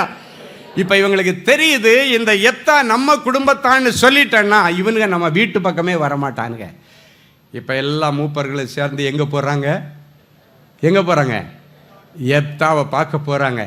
எப்பா நடந்ததை எல்லாம் மனசில் வச்சுக்காதப்பா, ஏதோ அன்னைக்கு நடந்துச்சுப்பா, நீ என்ன இருந்தாலும் என் குடும்பக்காரன்ப்பா இப்போ சொல்கிறேன். ஏன்னா இப்போ ஆண்டவர் அவனுடைய அந்தஸ்தை உயர்த்தி வைத்திருந்தார், அவனுடைய அதிகாரத்தை உயர்த்தி வைத்திருந்தார், அவனை பலசாலியான ஒரு பராக்கிரமசாலியாய் வைத்திருந்தார். அவனுடைய பெயர் ஊர் உலகம் எல்லாம் பரவி இருந்தது. என் விரோதிகளுக்கும் எப்தாவை குறித்து தெரியும். இப்போ சொல்கிறான், நம்ம குடும்பத்துக்கு விரோதமாக ஒருத்தன் வந்துடு. இப்போ பாருங்க, என்ன வேண்டான்னு ஒதுக்கினவன் இப்போ இவனை உள்ளே சேர்த்துட்டு, இன்னும் இருந்தாலும் நீ எங்கள் குடும்பத்தான் தான்ப்பா, உங்கள் அப்பா நம்ம குடும்பத்தில் உள்ளவன் தானப்பா அப்படின்னு சொல்லிட்டு நீ எங்கள் வீட்டுக்குள்ளே வா, உன்னை தலைவனாய் வைக்கிறோம், நம்ம குடும்பத்தில் என்னை நீ தான்ப்பா தலைவன் அப்படின்னு சொல்லி கன்வின்ஸ் பண்ணி வீட்டுக்கு அழைச்சிட்டு வந்தாங்க. காரணம் என்ன தெரியுமா? அவன் ஆண்டவரை அசட்டை பண்ணாமல் தேவ பிரசன்னத்தையும் மிஸ்பாவையும் மதிக்கிறவன், ஆலயத்தை மதிக்கிறவன். என் அன்பு தேவனுடைய பிள்ளைகளே, நீ எங்கே யாரால் அசட்டை பண்ணப்பட்டிருந்தாலும் ஆலயத்தை நீ மதித்தால், கர்த்தருடைய சன்னிதானத்தை நீ மதித்தால், கர்த்தருடைய வார்த்தைகளை நீ மதித்தால், உன்னை ஒடுக்கினவர்களின் பிள்ளைகளும் பாதப்படியில் வந்து விழுவார். ஒருவேளை உங்கள் ஃபேமிலியிலையும் பேர பிள்ளையை கண்ணிலே காட்ட மாட்டேன்றா, இங்கே ஒரு அண்ணன் அக்காவும் இருக்கிறாங்க. இவங்க ரெண்டு பேரும் எப்போ பார்த்தாலும் அக்கா எழுப்பி நில்லுங்க, ரெண்டு பேரும் ஒரு நிமிஷம், இவங்க ஒன்றும் இல்லை, எழும்புங்க, உங்களை யாரும் ஒன்றும். அன்பு அண்ணன் அக்காவை நல்லா பார்த்துங்க. வயசு இருக்க எப்படி பார்த்தாலும் அண்ணனுக்கு 75+ ஆகிடுச்சானே, 80யா, அக்காவுக்கு 71. உட்காருங்க. இவங்க வந்து நானும் பார்க்குறேன், ப்ரேயர் ரிக்வெஸ்ட்டை மாற்றி சொல்லுவாங்க. எப்போ ப்ரேயருக்கு வந்தாலும் சரி, மீட்டிங் வந்தாலும் சரி, உடனே பேத்திக்காக தான் ப்ரே பண்ண, வேற எதுவும் அவங்களுக்கு இத்தனையும் அண்ணனுக்கு உடம்பு முடியலை, அண்ணனுக்கு பிரச்சனை இருக்குது சரீரத்தில், அக்காவுக்கு கஷ்டம் இருக்குது. ஒரு நாளும் அவர் கஷ்டத்துக்கு கூட ஜெபம் பண்ண சொல்ல மாட்டார். பேத்தி காலேஜில், எங்கள் அமெரிக்காவில் படிக்கிறான், பேத்தி காலேஜில் படிக்கிறா, கொஞ்சம் முரண்டு படிக்கிறா, நல்ல பிள்ளை தான், கொஞ்சம் ஜெபம் பண்ணுங்க அப்படின்னாரு. ஜெபம் பண்ணுவோம் பார்த்தா அடுத்து சரியானா பிள்ளை எக்ஸாமுக்கு கஷ்டப்படுறா, ஜெபம் பண்ண ஜெபம் பண்ணும் பிரதர், ஜெபம் பண்ணியாச்சு, எக்ஸாம் பாஸ் ஆகிட்டா, எல்லாம் வந்து உடனே அப்டேட்டாக சொல்லிவிடுவார், பாஸ் ஆகிட்டா. இப்போ கடைசியாக வந்து பிள்ளைக்கு ஒரு நல்ல மாப்பிள்ளை பார்த்துட்டு இருக்கு, ஜெபம் பண்ணுங்க. யாருக்கு? பேத்திக்கு. அப்போ பாருங்கள், அந்த பிள்ளைங்க அமெரிக்காவில் இருக்குது, இந்த தாத்தாவும் பாட்டிக்கு எப்பவும் பேர பிள்ளைங்க தான். அப்போ பாருங்க, அதுதாங்க குடும்பம், அதுதான் குடும்பம். தனக்கு உடம்பு முடியலை, அன்னைக்கு இடையில ரொம்ப ஹெல்த் ப்ராப்ளம் இருந்துச்சு. அப்போ கூட நான் யோசிக்கிறேன், இவ்வளோ கஷ்டம் இருக்கு, ஒரு நாள் கூட தன்னுடைய பேர பிள்ளைகளை தவிர வேற ஒரு காரியத்துக்கு அவர் இப்போ இன்றைக்கும் மேலே வந்து அதுதான் சொல்லுவார், பேத்தி ஜெர்மனுக்கு கல்யாணம் ஆகட்டும் தான் சொல்லுவார். அப்போ பாருங்க, அப்படிப்பட்ட ஒரு தாத்தா பாட்டிட்ட அந்த பிள்ளைகளை காட்டலைன்னா எவ்வளோ பெரிய வேதனை. ஹல்லேலூயா. இன்னைக்கு ஆண்டவர் சொல்கிறாரு, உன்னுடைய இருதயத்தின் விருப்பங்களையும் வாஞ்சைகளையும் கர்த்தர் நிறைவேற்றுவார், உனக்காக யாவற்றையும் அவர் நன்மையாய் செய்து முடிப்பார். இனி யார்கிட்டையும் கர்த்தர் உன்னை விட்டு கொடுக்காம உன்னுடைய பெயரை பெருமைப்படுத்துவார். இரண்டாவது ஆண்டவர் சொல்லுகிறார், அவர் மனுஷரால் புறக்கணிக்கப்பட்டிருந்தார். ஒரு அழகான வசனத்தை எடுத்து வாசிப்போமா? எபிரெயர் 13:12 இப்படியாய் சொல்லுகிறது, எடுத்து வாசிப்போமா? எபிரெயர் 13:12. அந்தபடியே இயேசுவும் தம்முடைய சொந்த இரத்தத்தினாலே ஜனத்தை பரிசுத்தம் செய்யும்படியாக நகர வாசலுக்கு புறம்பே பாடுபட்டார். ஏன் அவர் நகர வாசலுக்கு புறம்பே பாடுபட்டார் அப்படின்னா, நீங்கள் புறக்கணிக்கப்படக்கூடாது என்பதற்காக அவர் புறக்கணிக்கப்பட்டார். நீங்கள் புறக்கணிக்கப்படக்கூடாது என்பதற்காக நகர வாசலுக்கு புறம்பே. அப்படின்னா பக்காவான சிட்டி, நகரன்னா உங்களுக்கு தெரியும், சிட்டி, ஆட்கள் போகிற இடத்துல அவமானமாக எல்லாரும் பார்க்கக்கூடிய இடத்துல அவர் பாடுபட்டார். காரணம் என்ன தெரியுமா? நீங்கள் ஒரு நாளும் புறக்கணிக்கப்படக்கூடாது, உன்னை ஒரு நாளும் யாரும் ரிஜெக்ட் பண்ணக்கூடாது. கர்த்தர் தீர்க்க தரிசனமாக சொல்கிறாரு, ஒரு நாளும் உன்னை புறக்கணிச்சிட்டாங்க அப்படின்றதுக்காக அவங்கள சபிக்கக்கூடாது. ஆண்டவருடைய வசனம் சொல்லுகிறது, அவர்கள் புறக்கணிச்சாலும் உன்னை புறக்கணியாத கர்த்தர் இருக்க, அதுக்காக தான் பாளையத்திற்கு புறம்பே, அதனால தான் நகர வாசலுக்கு புறம்பே ஆண்டவர் பாடுபட்டார். அப்படின்னா எல்லா ஜனங்கள் கூடியிருக்கு, ஒரு ஆள் ஆரவாரம் இல்லாத இடத்துல இல்லைங்க, ஃபுல்லாக ஆட்கள் நடமாடுகிற இடத்துல தான் அவர் பாடுபட்டார். அதன் வழியாக தான் சிலுவை சுமந்து கொண்டு வந்தார். எதுக்கு தெரியுமா? நீ புறக்கணிக்கப்படக்கூடாது. இன்னைக்கு ஒருவேளை ரிஜெக்டட் பீஸ் மாதிரி உன் குடும்பத்தாரை வச்சிருக்கலாம், ரிஜெக்டட் பீஸ் மாதிரி நீ வேலை செய்கிற இடத்துல உன்னை ஒதுக்கி வச்சிருக்கலாம், நீ ரிஜெக்டட் பர்சன் சொல்லி உன்னோடு கூட படிக்கிற பிள்ளைகளே உன்னை ஒதுக்கி வச்சிருக்கலாம். இன்னைக்கு ஆண்டவர், நீ தான் எனக்கு வேணும், புறக்கணிக்கப்பட்டவர்களுக்காக நகர வாசலுக்கு புறம்பே பாடுபட்டவர். அந்த புறக்கணிப்பின் வேதனை என்னன்னு ஆண்டவருக்கு தெரியும். நல்லா யோசித்து பாருங்க.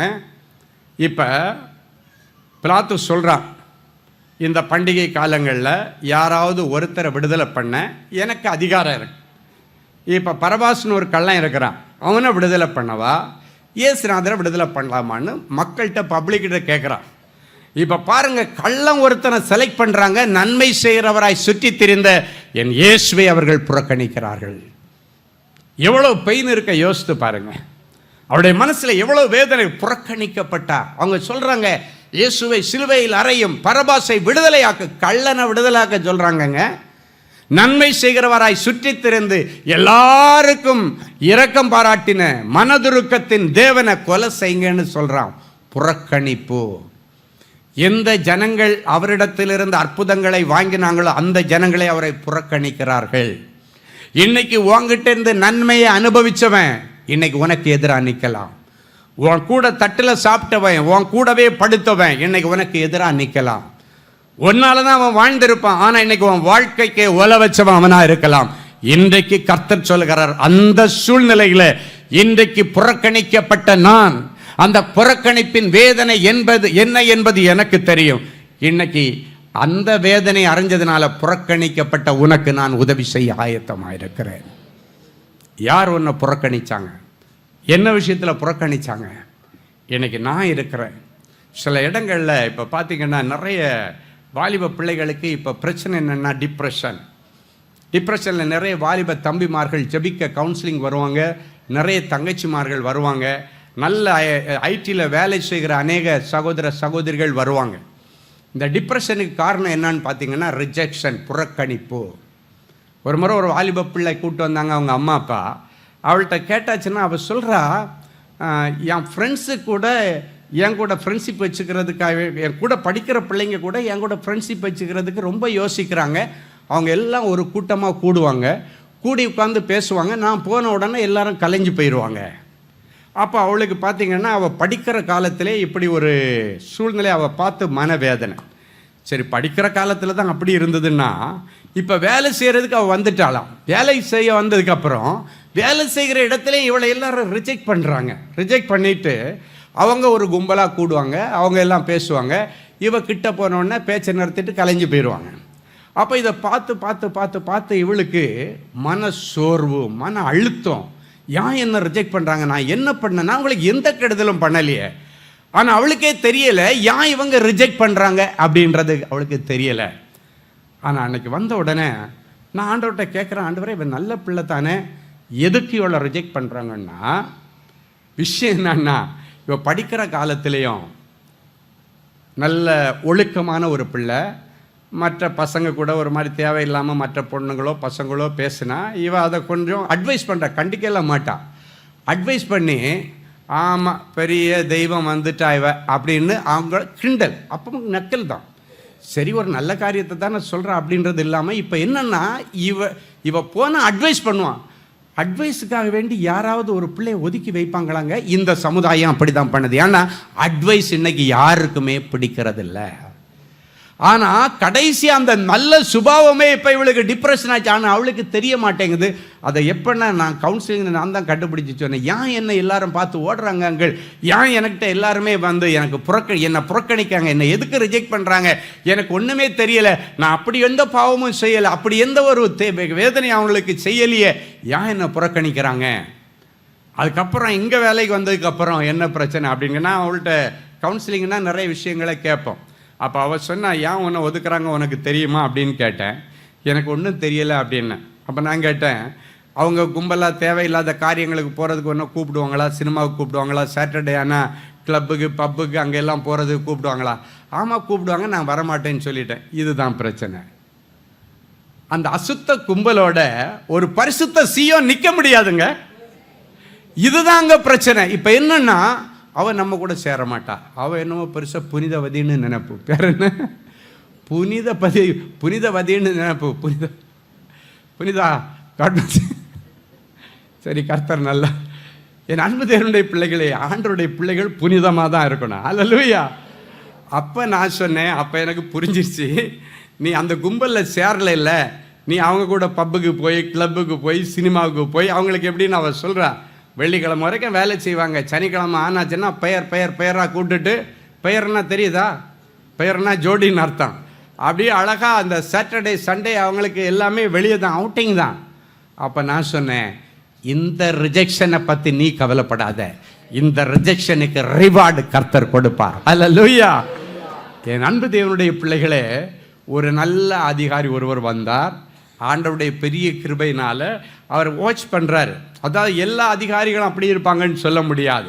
இவருடைய உண்மையும் உத்தமத்தையும் கர்த்தர் பார்த்தார். வேதம் சொல்லுகிறது, கொஞ்சத்திலே உண்மையாயிருக்கிற பிள்ளைகளை அவர் அநேகத்திற்கு அதிபதியாய் மாற்றுகிறவர். அல்லேலூயா. அந்த அதிகாரி வந்தார், அவரும் வாட்ச் பண்ணுறாரு. இவளை கார்னர் பண்ணுறாங்க. என்ன பண்ணுறாங்க? கார்னர் பண்ணுறாங்க. நல்லாவே தெரியுது. அதனால் அவர் என்ன பண்ணார், ஜெர்மனிக்கு ஒரு நல்ல ப்ராஜெக்ட் ஆன்சைட் ஒன்று வருது. இந்த நல்ல பிள்ளை இதுகள்கிட்ட கடந்து கஷ்டப்பட வேணாம், இந்த பிள்ளையை பேசாமல் ஜெர்மனிக்கு ரெக்கமெண்ட் பண்ணி ப்ராஜெக்ட்டுக்கு அனுப்புவேன்னு சொல்லி ஆண்டவருடைய பெரிய கிருபையினால் இன்றைக்கி அவளை ஜெர்மனியில் டொயோட்டா கம்பெனியில் பெரிய ப்ராஜெக்ட் மேனேஜராக கர்த்தர் அவளை வச்சிருக்கிறார். ஹல்லேலூயா. என் அன்பு தேவனுடைய பிள்ளைகளை, நான் சொன்னேன், இதுக்கு போய் நீ டிப்ரெஷன் ஆகக்கூடாதுமா. இன்னும் கர்த்தருக்குள்ளாலே நீ களிக்கு வரணும். இன்னைக்கு உன்னுடைய அட்வைஸினுடைய மகிமை அவங்களுக்கு தெரியாது, ஒரு நாள் தெரியும். அப்ப பாருங்க, அந்த ரிஜெக்ஷன் சில நேரங்களிலே நீ நல்லவளா இருக்கிறதுனால கூட வரலாம், நீ நல்லவனா இருக்கிறதுனால கூட ரிஜெக்ஷன் வரலாம். ஏன்னா நல்லவங்களை நிறைய பேருக்கு பிடிக்காதுங்க. இன்னைக்கு பொல்லாங்க செய்தவர்களுக்கு தான் காலம், அவங்களுக்கு தான் அவங்கள பிடிக்கும். நீ அவங்க கூட கூத்தடிச்சுட்டு நல்ல ஜாலியாக சுற்றிட்டு அவங்களுக்கு கம்பெனி கொடுத்து பாரு, அப்பா அவளை மாதிரி ஒருத்தி இல்லைப்பா, இவனை மாதிரி ஒருத்தி இல்லைப்பா. ஆனால் ஒரு நாள் வரும், ஆண்டவருக்கு முன்னால் நம்ம போய் கணக்கு கொடுக்கணும். எனவே ஆண்டவருடைய பிள்ளைகள் எந்த ஒரு தவறான காரியத்துக்கும் நீங்கள் காம்ப்ரமைஸ் ஆகக்கூடாது. இன்றைக்கு நீ புறக்கணிக்கப்பட்டிருக்கிறாயா? உன்னுடைய நியாயத்தை யாராலும் எடுத்துக்கொள்ள முடியவில்லையா? கர்த்தர் அதை பார்த்து கொண்டிருக்கிறார். அதற்கான வெகுமதி ஒரு நாள் உண்டு, அதற்கான கனம் ஒரு நாள் உண்டு. நீ இப்ப கஷ்டப்பட்டாலும் ஒரு நாள் வரும், கர்த்தர் உன்னை ராஜாக்களோடும் பிரபுக்களோடும் உட்கார வைப்பார். ஸோ நமக்காக அவர் புறக்கணிக்கப்பட்டார். அந்த புறக்கணிப்பை அவர் ஏற்றுக்கொண்டார். ஏன்னா அந்த புறக்கணிப்பின் வேதனை என்னன்றது அவர் அறிஞ்சபடியினாலே இன்றைக்கு புறக்கணிக்கப்பட்ட ஒன்றை அதே இடத்தில் ஆண்டவர் பெருமைப்படுத்த விரும்புகிறார். எந்த இடத்துல வெட்கப்பட்டு தலை குனிந்து நின்றாயோ அதே இடத்துல கர்த்தர் உன் பெயரை பெருமைப்படுத்துவார். ஹல்லேலூயா. அழகான ஒரு வசனம் சங்கீதம் 69:33 சொல்லுகிறது, கர்த்தர் எளியவர்களின் விண்ணப்பத்தை கேட்கிறார், கட்டுண்ட தம்முடையவர்களை அவர் புறக்கணியார். அப்ப பாருங்க, ஆண்டவரை நீங்க புறக்கணிக்காம இருக்கிறது வரைக்கும் அவர் உன் விண்ணப்பங்களை புறக்கணிக்க மாட்டார். இதுவரைக்கும் உன்னுடைய விண்ணப்பம் புறக்கணிக்கப்பட்டதா இருந்தால் இன்றைக்கு ஆண்டவரிடத்தில் சொல்லுங்க, ஆண்டவரே, நான் உமக்கு முன்பாக நான் ஒரு தீர்மானம் எடுக்கிறேன். ஒருவேளை ஏதாவது இடத்திலே நான் உம்மை புறக்கணித்திருந்தேனே, ஆனால் என்னை மன்னியும், இன்று முதல் நான் சரி செய்து கொள்கிறேன். சொல்லுங்க, இந்த வசனத்தின்படி இனி கர்த்தர் எளியவர்களின் விண்ணப்பத்தை கேட்கிறார், கட்டுண்ட தம்முடையவர்களை அவர் புறக்கணியார். அல்லேலூயா. சரி, மூன்றாவது, அவர் துக்கம் நிறைந்தவராய் இருந்தார் என்று அழகாக வேதம் சொல்லுகிறது. எல்லாரும் எடுத்து ஒரு அழகான வசனத்தை நம்ம வாசிக்கலாமா? 1 சாமுவேல் 1:18 இப்படியாய் ஏசாயா 53:4 இப்படியாய் சொல்லுகிறது. வாசிப்போம். ஏசாயா 53:4 எடுத்து வாசிப்போம். மெய்யாகவே அவர் நம்முடைய பாடுகளை ஏற்றுக்கொண்டு, மெய்யாகவே அவர் நம்முடைய பாடுகளை ஏற்றுக்கொண்டு நம்முடைய துக்கங்களை சுமந்தார். நம்முடைய துக்கங்களை சுமந்தார். எல்லாரும் ஒரு நிமிஷம் என்ன பாருங்க. இயேசு சுமந்த சிலுவையினுடைய வெயிட் இயேசுவாக்கு அசால்ட்டா இழுத்துட்டு போக முடியும். அது ஒரு மரம்தான். ஒரு 33.5 வயதுள்ள ஒரு வாலிபனுக்கு அப்படிப்பட்ட ஒரு சிலுவையை இழுத்துட்டு போகிறது ஒரு பெரிய சவாலாக இருக்க முடியாது. இருக்கும், என்னாலும் அவ்வளோ பெரிய சவாலாக இருக்க முடியாது. அப்படி இருக்கும் பொழுது ஏன் 3 முறை அவர் இந்த சிலுவை பாரத்தினாலே விழுந்தார் என்றால், அந்த சிலுவையின் மேலே நம்முடைய பாவங்கள், சாபங்கள், உலக ஜனங்களுடைய துக்கங்கள் எல்லாம் அந்த மரத்தின் மீது வைத்து உலக ஒட்டுமொத்த ஜனங்களுடைய millions and millions of people, பிறந்தவர்கள், வளர்ந்தவர்கள், மரித்தவர்கள், பிறக்கப் போகிறவர்கள், வாழப்போகிறவர்கள், அத்தனை பேருடைய பாவங்களையும் சாபங்களையும் துக்கங்களையும் வியாதிகளையும் அவர் அந்த சிலுவையின் மேலே வைத்து ஒட்டுமொத்த மனு குலத்திற்காக சிலுவையை சுமந்து கொண்டு போனபடினால் அந்த சிலுவையை அவரால் சுமக்க முடியலை. அப்படின்னா அவர் சுமந்த சிலுவையில் உன்னுடைய வேதனை, உன்னுடைய வியாதி, உன்னுடைய சாபம், உன்னுடைய பாவம், உன்னுடைய அக்கிரமங்கள், உன்னுடைய அவமானங்கள் எல்லாம் அதுக்கு மேலே ஆல்ரெடி இருக்குது. உன்னுடைய துக்கங்கள் எல்லாம் உள்ள வச்சுட்டார் ஆண்டவர். வச்சு அதனால தான் அவர் இழுக்க முடியாமல் அந்த சிலுவை இழுத்துட்டு கல்வாரி மலைக்கு மண்டையோடு என்று சொல்லப்படுகிற கல்வாரியின் உச்சிக்கு அவர் கடந்து போனார். அப்படின்னா உன் பாவங்கள், உன் அக்கிரமங்கள், உன்னுடைய துக்கங்கள், உன்னுடைய வியாதிகள் எல்லாமே ஆண்டவர் சுமந்துட்டார் சிலுவையில். அதான் இந்த வசனம். மெய்யாகவே அப்படின்னா உண்மையாகவே அவர் நம்முடைய பாடுகளை ஏற்றுக்கொண்டு நம்முடைய துக்கங்களை சுமந்தார். அப்போ அவர் சுமந்ததுக்கு பிறகு நீங்கள் சுமக்காத இருக்கணும்னா கர்த்தரை துக்கப்படுத்தக்கூடாது. கர்த்தரை துக்கப்படுத்துறதுன்னா என்ன தெரியுமா? ஆண்டவருடைய பிள்ளைகளை துக்கப்படுத்துவது கர்த்தரை துக்கப்படுத்துவதற்கு சமம். இந்த எளியவரில் யாருக்கு எதை செய்தாலும், நல்லது செய்தாலும் நீ எனக்கு தான் செய்கிற, கெட்டது செய்தாலும் எனக்கு தான் செய்கிற, அடுத்தவங்களை நீ துக்கப்படுத்தாதிருந்தால் ஆண்டவர் உன்னுடைய துக்கத்தை சந்தோஷமாய் மாற்றுவார். இன்னைக்கு ஆண்டவர் சொல்லுவான், துக்கத்தை எல்லாம் நான் சுமந்து தீர்த்துட்டேன், நீ சுமக்க கூடாதுன்னு சொல்றார். அப்படி இருந்த ஏன் நீ துக்கமா இருக்கிற? நீ அடுத்தவர்களை துக்கப்படுத்தி இருக்கிறாய், உன் பெற்றோரை துக்கப்படுத்தி இருக்கிறாய், உன் குடும்பத்தாரை துக்கப்படுத்தி இருக்கிறாய், உன்னுடைய குடும்பத்தில் உள்ள அநேகரை நீ வேதனைப்படுத்தி இருக்கிறாய். இன்னைக்கு ஆண்டவர் சொல்றாரு, ஒரு நாள் அவங்க யாரையும் துக்கப்படும்படி நீ பேசவும் கூடாது, நடக்கவும் கூடாது. அன்னாளை குறித்து வேதம் சொல்லும் பொழுது அவளுடைய சக்களத்தி ஆகிய பெனின்னாள் அவ துக்கப்படும்படியாகவும் மனமடிவடையும்படியாகவும் பேசுவாளாம். அப்போ இந்த துக்கம் அவளுக்கு டிப்ரெஷனை கொண்டு வந்துட்டு, அந்த டிப்ரெஷனில் தான் மன அழுத்தம், அதான் மன கிளேசம். அவள் ஒரு நாள் ஆலயத்தில் வந்து அந்த பெனினாளுடைய நிமித்தம் அவளை இவளை கடினமாய் பேசினது, மனக்கிளேசத்துக்கு நடத்தினது, இவளை துக்கப்பட வைத்தது, இவளை அற்பமாக பேசினது, எல்லாவற்றின் நிமித்தம் ஒரு நாள் ஆலயத்திலே வந்து தேவ சமூகத்திலே அழுது தன்னுடைய பிரச்சனையை இறக்கி வைத்தாள். இன்றைக்கும் என்னென்ன துக்கத்தோடு வந்திருக்கிறாது எல்லாவற்றையும் அந்நாளை போல இங்கே இறக்கி வைக்க நீ வந்திருக்கிற. என் அன்பு தேவனுடைய பிள்ளைகளுடைய துக்கங்களை அவர் சுமந்து தீர்த்தவர். உன்னுடைய துக்கத்தை சந்தோஷமாய் மாற்றுகிற தேவன். அவர் துக்கத்தை இறக்கி வைக்கிறதுக்கு செலக்ட் பண்ண இடம் கிளப் அல்ல, சினிமா தியேட்டர் அல்ல, பார்க் அல்ல, மதுபான கடை அல்ல, பார் அல்ல. இன்னைக்கு துக்கம்னு வந்த உடனே அதை இறக்கி வைக்கிறதுக்கு இப்படிப்பட்ட பாவத்தை இன்னும் தண்ணீரை போல பருகுகிற இடங்களுக்கு மனுஷன் போகிறான். ஆனால் அவனுடைய துக்கம் இன்னும் அதிகமாகுது. ஆனால் அவை எடுத்துக்கிட்ட இடம் துக்கத்தை சந்தோஷமாய் மாற்றுகிற ஆண்டவருடைய ஆலயம். இன்னைக்கு ஆலயத்தை பற்றி ஆண்டவர் ரொம்ப பேசிகிட்டு இருக்கிற. ஏன் பேசுகிறான்னு தெரியல. ஆன்லைனில் நிறைய பிள்ளைங்க கேட்டுட்டு இருக்கிறீங்க. கர்த்தருக்கு சுத்தமான நாள் நாளையிலிருந்து முடிந்த வரைக்கும் ஆலயத்திலே வந்து கூடி இப்படிப்பட்ட வார்த்தைகளை நேரடியாய் கேட்பதும் ஆண்டவரை ஆராதிப்பதும் உங்களுக்கு கிடைத்த ஒரு பாக்கியமாக இருக்கு. எத்தனை பேர் ஆமேன்னு சொல்ல முடியும்? ஹல்லேலூயா. இப்போ ஆண்டவருடைய சமூகத்தில் தன்னுடைய இருதயத்தில் உள்ள அங்கலாய்ப்புகளை இறக்கி வச்சுட்டு அவர் சொல்ற, நான் மனக்கிளேசம் உள்ள ஸ்திரீ. அப்படின்னா மன அழுத்தம், ஒரு துக்கம் ஒரு மனுஷனை மன அழுத்தத்திற்கு நேராய் கொண்டு போகும். அது அப்படியே விட்டீங்கன்னா மனநிலை பாதிப்புக்கு கொண்டு போய் விட்டுரும். அதனால இன்னைக்கு அந்த துக்கத்தை, என்ன துக்கமாக இருந்தாலும் ஆண்டவரிடத்தில் இறக்கி வச்சிருங்க. அவர் சொல்லிட்டார், உன்னுடைய துக்கங்களை எல்லாம் நான் சுமந்துட்டேன். அன்னைக்கு இறக்கி வச்சுட்டு வேதம் சொல்லுகிறது ஒரு அருமையான வசனம். 1 சாமுவேல் 1:18 சொல்லுகிறது.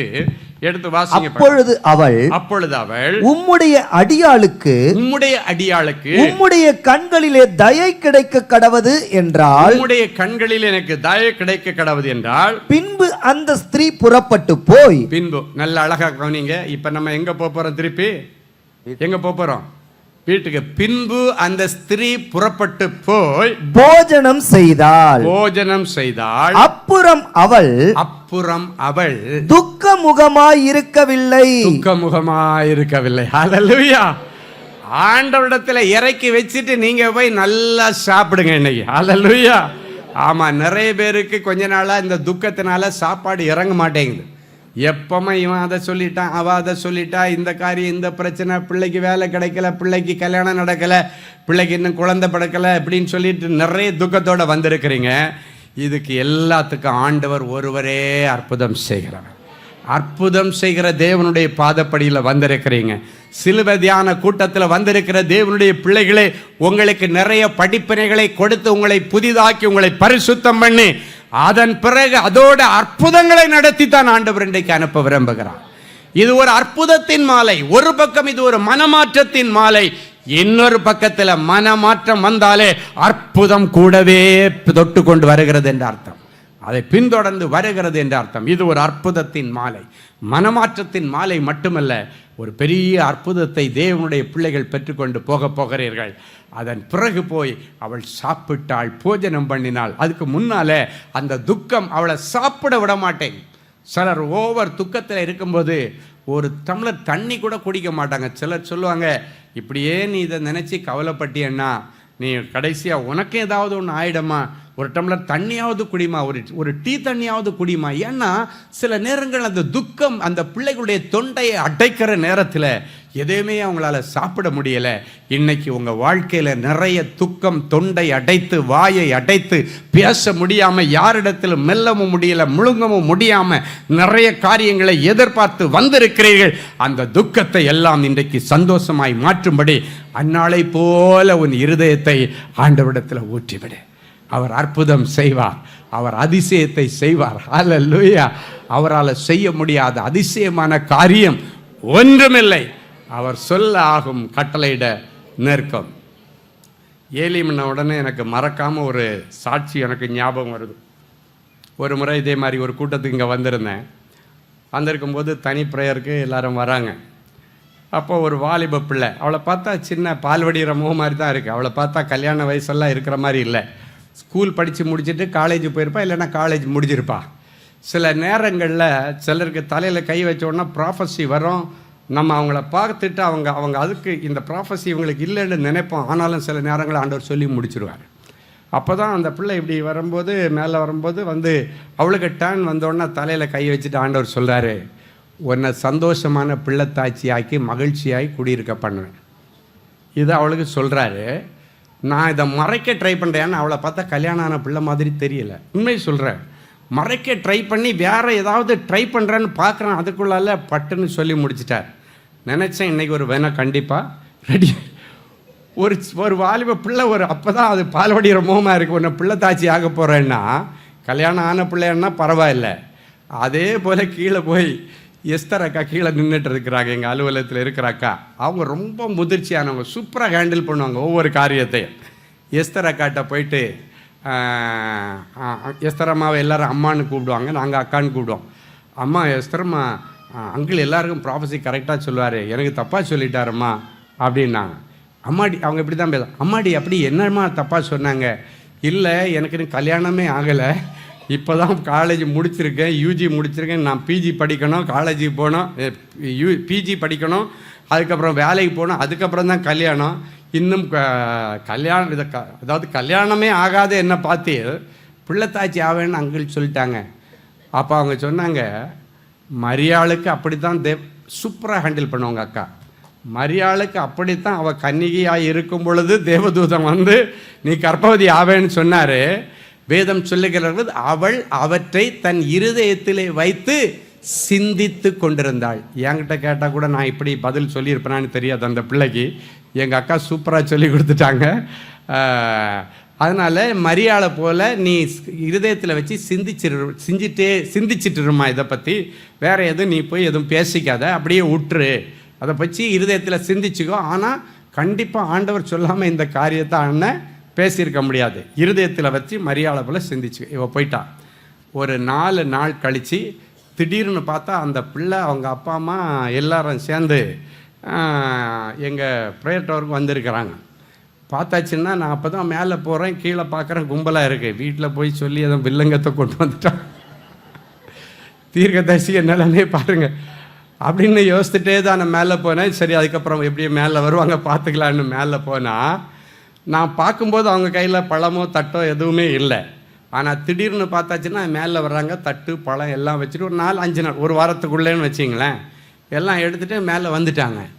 வந்தால் இவ இங்கே இந்த வார்த்தையை கேட்டுட்டு போயிருக்காரு. அடுத்த நாளாக அதுக்கு அடுத்த நாள் அவங்களுக்கு ரொம்ப குடும்பத்தில் வேண்டிய ஒருத்தங்க ஒரு அலையன்ஸ் கொண்டு வராங்க. அந்த தம்பி அமெரிக்காவில் வேலை செய்கிறவன் இங்கே லீவுக்கு வர்றான். வரும்போதே கல்யாணம் பண்ணிவிட்டு விசா போட்டு அவளையும் கூப்பிட்டு போனேன். ஏன்னா அந்த ஐடியில் வேலை செய்கிறவங்களுக்கெல்லாம் விசா ப்ராப்ளம்லாம் இருக்கா. கல்யாணம் பண்ணால் மனைவியை கூட கூப்பிட்டு போயிடலாம் டிபெண்ட் விசாவில்.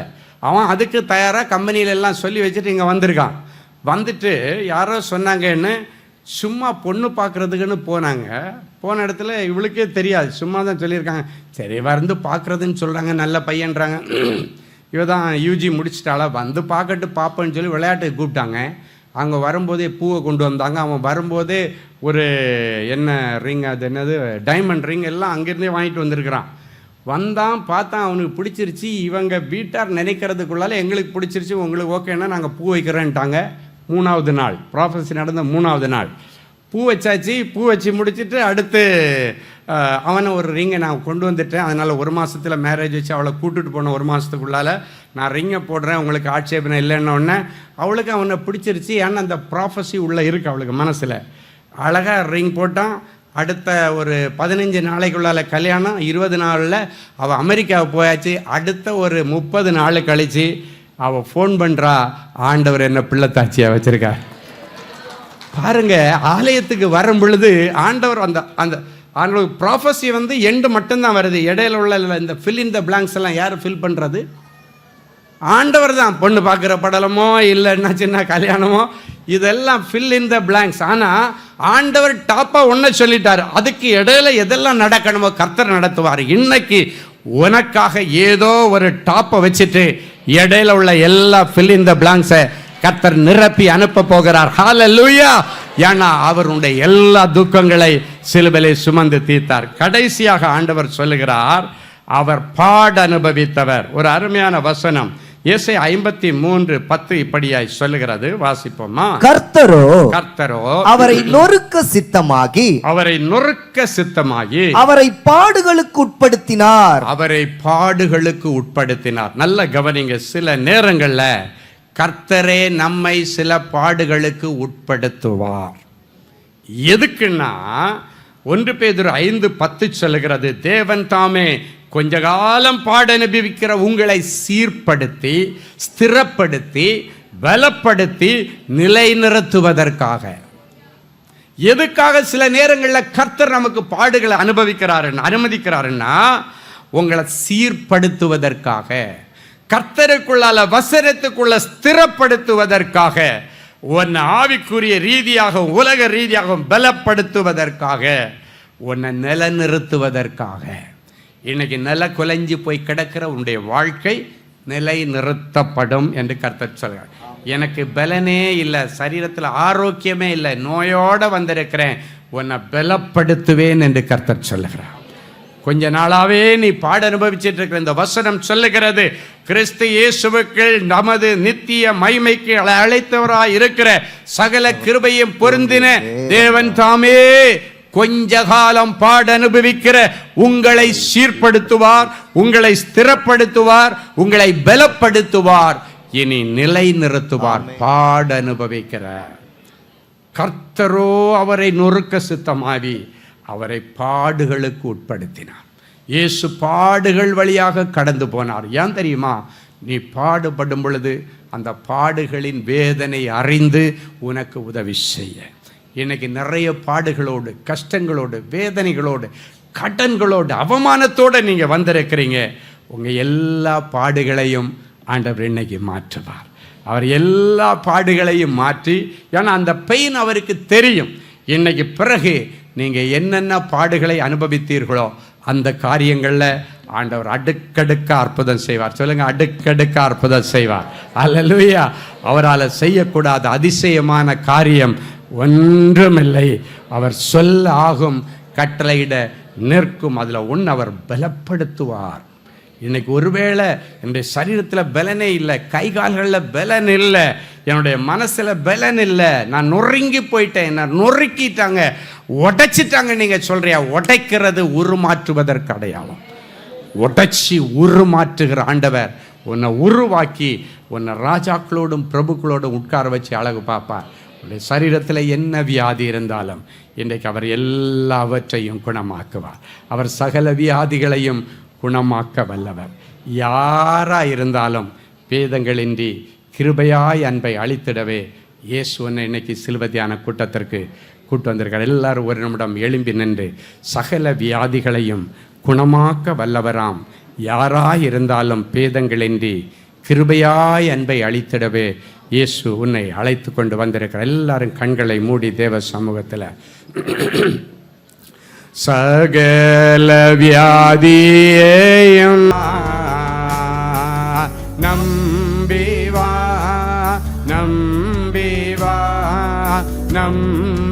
வா நம்பி வா, பாவத்தை விட்டு எழுந்து வா, உன் சாபத்தை விட்டு எழுந்து வா, உன் வியாதியை விட்டு எழுந்து வா, உன் கடன்களை விட்டு எழுந்து வா, அன்பரின் பாதத்திலே ஓர் நாள் நான் வீழ்ந்து கிடந்தேன், அன்போடு உன்னை அழைக்கின்றார், அன்போடு உன்னை அழைக்கின்றார், அன்பரின் பாதத்திலே ஓர் நாள் நான் வீழ்ந்து கிடந்தேன், அன்போடு உன்னை அழைக்கின்றார், அன்போடு உன்னை அழைக்கின்றார். கரங்களை உயர்த்தி நம்பி வா மகனே மகளே, நம்பி வா தேவனுடைய பிள்ளையே, நம்பி வா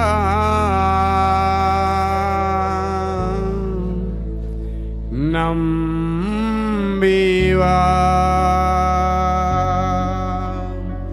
பாவத்தை விட்டு எழுந்து உன் சாபத்தை விட்டு உன் வியாதியை விட்டு உன் கடன்களை விட்டு எழுந்து வா.